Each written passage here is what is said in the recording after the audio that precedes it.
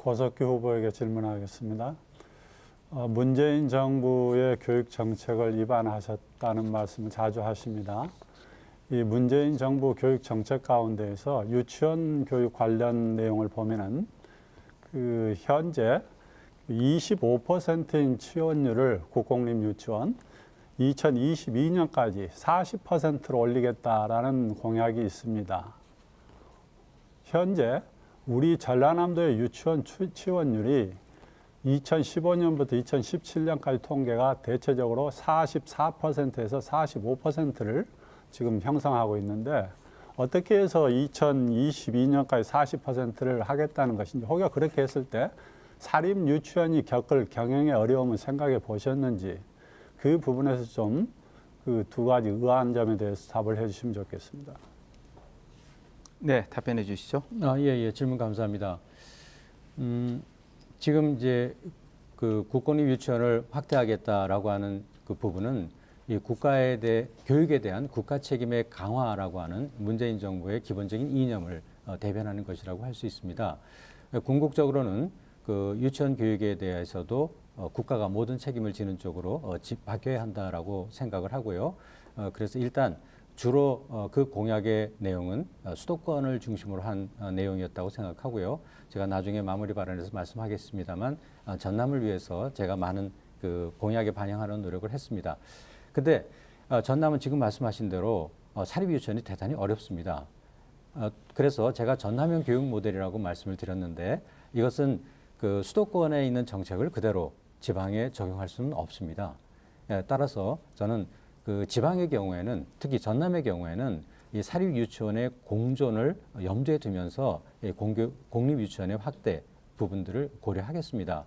그렇지 않고 늘 말씀드리지만 공교육의 정상화라는 것이 사교육을 줄임으로써 또는 사교육을 죽임으로써 하는 것은 결코 바람직하지 않다고 생각합니다. 왜냐하면 그동안 사립학교가 대한민국의 교육 발전에 기여한 부분들이 굉장히 크고 중요합니다.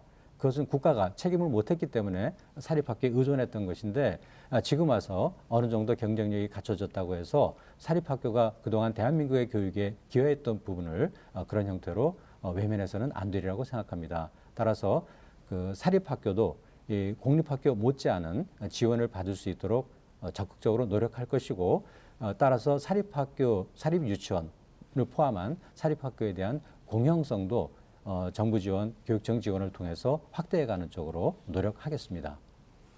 네.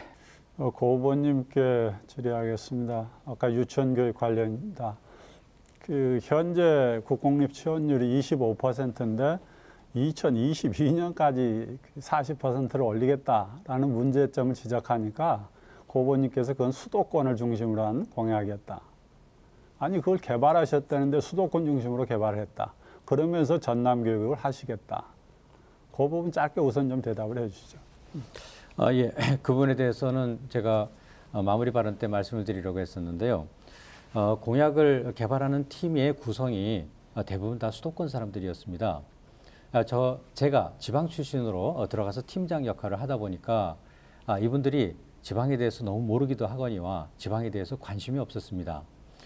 그리고 당시에 대부분의 주요한 유권자들은 그런 도시지역 사람들이라고 생각을 했던 거죠.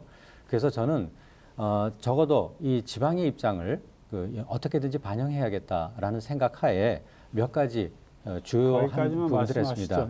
그러니까 수시 전형으로 대학 입시를 개혁한다는 문제라든가 지역 및 계층별 기회균형 인재 선발을 늘리게 한다든가 또는 지역 국립대학을 명문화한다든가 해서 전남의 입장에서 즉 지방의 입장에서 공교육이 혁신될 수 있는 그런 노력을 했다라고 하는 것을 말씀드립니다. 제가 이렇게 여쭙는 것에만 답을 해주시면 좋겠어요. 두 번째는 그겁니다. 그 사립 유치원이 지금 대단히 어렵고 우리 공립 유치원들도 지금 원화 모집이 쉽지가 않습니다. 그 상황에서 국공립 유치원의 원화들을 그렇게 대폭 늘리겠다. 물론 국민적 차원에서 그건 필요한 일이긴 하지만 사립 유치원에 대한 배려가 없으면 그 정책이 얼마만큼 그 많은 사람들에게 상처를 줄 것인가도 생각을 했어야 합니다. 말씀하신 팀장이라 그러셨는데 팀장이 하신 역할을 해야 될 역할을 갖다가 팀원들이 지금 미루시는 거거든요. 그 부분도 좀 말씀을 해 주시죠. 예. 지금 말씀하신 대로 국가 전체 차원에서 봤을 때 국공립 유치원의 비율이 늘어가는 것은 가능할 것이고 그것이 모든 지역마다 똑같이 40% 내지 50%를 늘린다라고 하는 것은 아닙니다. 이 국가 전체의 비율을 그렇게 가겠다는 것이고 아무래도 수도권과 도시 지역이 많기 때문에 그쪽 지역에 치중되는 그런 현상이 나타나겠죠. 그래서 아까도 분명히 말씀드렸지만 전남에 맞는 방향으로 정책이 설정돼야 하고 따라서 이런 그 전남을 비롯한 이 농어촌이 많은 지역에는 사립 유치원의 사정이 어렵다는 것 당연히 알고 있습니다. 그럼에도 불구하고 수도권과 똑같은 정책을 적용하는 것은 어리석은 일이죠.